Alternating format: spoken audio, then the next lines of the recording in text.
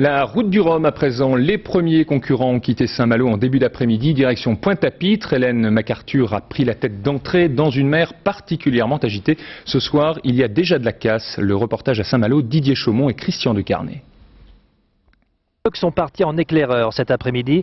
Ils ont ouvert la voie au multicoque, un départ donné par Jean-François Lamour, le ministre des Sports.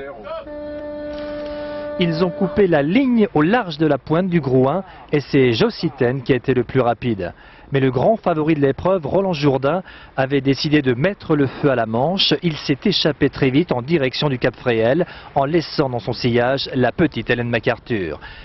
Des milliers de personnes étaient là, au bord de la côte bretonne, à la pointe du Grouin et au Cap Fréhel, un lieu mythique pour admirer le spectacle.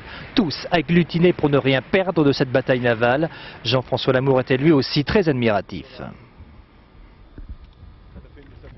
Je dirais que là on est vraiment dans la logique à la fois du sport et de l'aventure. Je crois que la voile et ses courses au large sont encore peut-être ce qu'il y a encore de plus beau dans le domaine de l'aventure. Les skippers vont maintenant passer leur première nuit en mer. Ils sont partis pour un périple de 6500 km en direction de Pointe-à-Pitre. Et puis, il y a ceux qui sont déjà rentrés au port. C'est le cas de Sébastien Josse, candidat malheureux à cette route du Rhum 2002. Macassé, espoir brisé, il tente simplement de ramasser les morceaux avec l'intention peut-être de repartir.